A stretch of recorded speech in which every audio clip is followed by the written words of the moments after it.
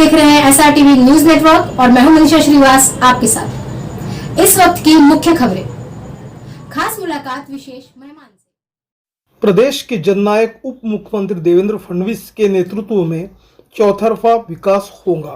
भाजपा का उत्तर भारतीय मोर्चा पार्टी की नीतियों का कैसा प्रचार प्रसार कर रहा है, आइए जानते हैं प्रदेश के महासचिव भाजपा उत्तर भारतीय मोर्चा अजय पाठक जी से। इस वक्त हमारे समक्ष है भारतीय जनता पार्टी के उत्तर भारतीय मोर्चा महाराष्ट्र के प्रदेश महासचिव श्री अजय पाठक जी। पाठक साहब, हम आपसे ये जानना चाहेंगे कि अभी नवरात्रोत्सव पावन पर्व शुरू है, आप ये बताइए कि इस पावन पर्व में अब तो भारतीय जनता पार्टी का संगठन काफी मजबूत हो रहा है और कई तरह के प्रयास किए जा रहे हैं। आप बताइए कि हमारे दर्शक जो आपको लाइव देख रहे हैं, हमारे दर्शकों को ये बताइए कि किस तरह से प्रदेश में संगठनात्मक स्तर पर उत्तर भारतीय जो है उनको मजबूती प्रदान करने के लिए किस तरह के कारगर कदम उठाए जा रहे हैं, उस बारे में आप बताइए। नमस्कार, मैं अजय पाठक, प्रदेश महासचिव भारतीय जनता पार्टी उत्तर भारतीय मोर्चा। जो आपका प्रश्न है, सबसे पहले मैं इस नवरात्र के पावन पर्व पे सभी महाराष्ट्र के निवासियों को और देश भर के निवासियों को मैं शुभकामनाएं और अभिनंदन करता हूं। संक्रमण काल खत्म हुआ और अभी हम धीरे धीरे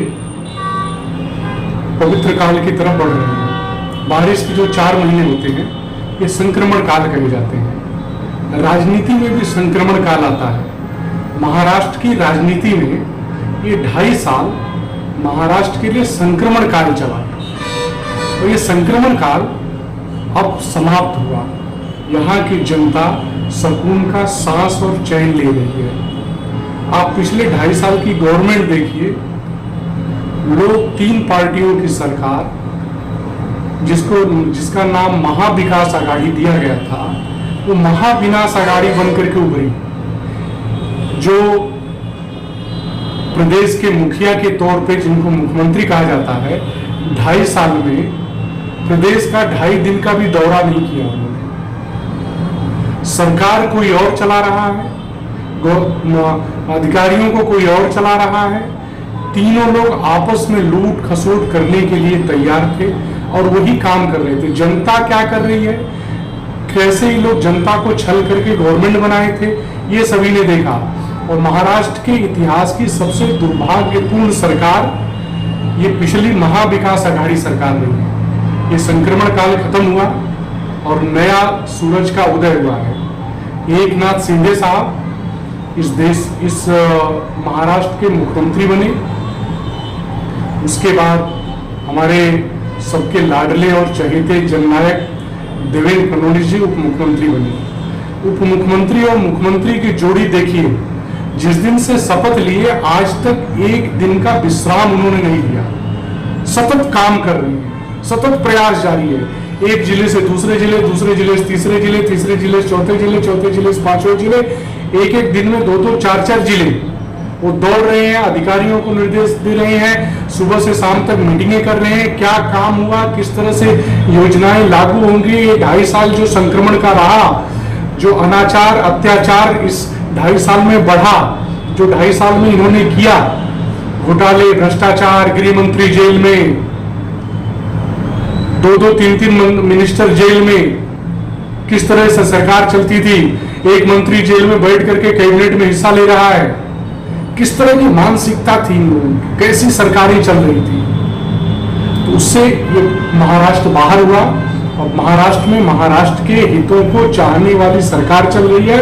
और बाकी रहा जो आपका प्रश्न था कि महाराष्ट्र के भारतीय जनता पार्टी की क्या भूमिका है, किस तरह से संगठन के तौर पे, तो अभी हमारे नए अध्यक्ष आदरणीय चंद्रशेखर बावनकुले जी की नियुक्ति हुई है। चंद्रशेखर बावनकुले जी की नियुक्ति होने के बाद आज लगभग 1 महीने होने को आ गए। 1 महीने में लगभग उन्होंने 22-23 जिले का दौरा कर लिया, सतत दौरे कर रही हैं। संगठन के दृष्टिकोण से जो प्रमुख पद होते हैं 4 महामंत्रियों को उन्होंने तुरंत नियुक्त किए हफ्ते भर के अंदर। सरकार और संगठन दोनों का तालमेल कैसा होता है ये बीजेपी का देखिए किस तरह से तालमेल के साथ सरकारें चल रही है। अध्यक्ष सरकार की नीतियों को लेकर के गांव-गांव पहुंच रहा है और सरकार व्यापक तरीके से कैसे महाराष्ट्र के हित में नीतियां बनाई जाएगी उस तरह की चीजें कर रहा है। मुख्यमंत्री एकनाथ शिंदे जी, उन्होंने हिंदुत्व की विचारधारा, बाला साहेब की विचारधारा को जिन्होंने त्याग दिया था, उनको उन्होंने त्याग करके भारतीय जनता पार्टी के साथ जो नेचुरल अलायंस था उसके साथ ओरिजिनल शिवसेना आकर के खड़ी हो गई। एकनाथ शिंदे साहब मुख्यमंत्री बने, सरकार एकदम अच्छी और स्वस्थ चल रही है। दूसरी चीज, अब उसमें हिंदी भाषियों की भूमिका। पिछले आप 2014 का इलेक्शन देखिए, 2014 का इलेक्शन, 2019 का इलेक्शन, ये हिंदी भाषी यहाँ पे रहने वाले जो उत्तर भारतीय हैं, वो उत्तर भारतीयों की पूरी निष्ठा 100% भारतीय जनता पार्टी के साथ है।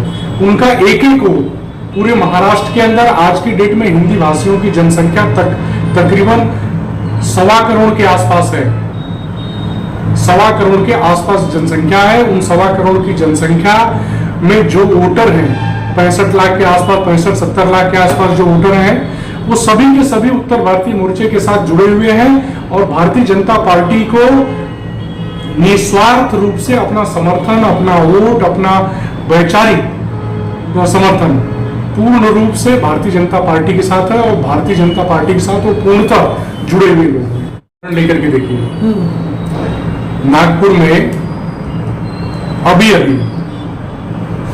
महानगर पालिका में हिंदी भाषी के नेता आदरणीय दयाशंकर तिवारी जी को भारतीय जनता पार्टी ने महापौर बनाया।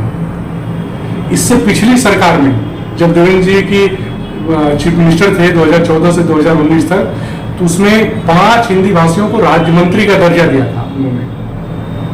तो भारतीय जनता पार्टी के साथ भारतीय जनता पार्टी ये जानती है कि पूर्णतः हिंदी भाषी समाज, उत्तर भारतीय समाज हमारे साथ है, इसलिए हमारा पूरा ख्याल और पूरा सम्मान भारतीय जनता पार्टी रखती है और नहीं भी हमें कोई शिकायत नहीं भारतीय जनता पार्टी से।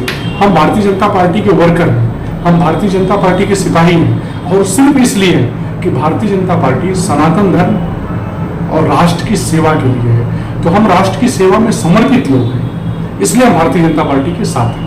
पाठक जी, अंत में हम आपसे ये प्रश्न करना चाहेंगे कि महाराष्ट्र प्रदेश में उत्तर भारतीय मोर्चा जो अपने भारतीय जनता पार्टी को जो एक सशक्त मजबूती प्रदान कर रहा है और करता रहेगा हमेशा, तो आप ये बताइए कि आपकी ऐसी ठोस क्या भूमिका रहेंगी और उसका प्रभाव क्या होगा, तो संगठनात्मक स्तर पर आप युवकों को पार्टी के केंद्र बिंदु में लाकर उसको कैसा मजबूती प्रदान करोगे, क्या आप लोगों का आराखड़ा रहेगा, उस बारे में बताइए।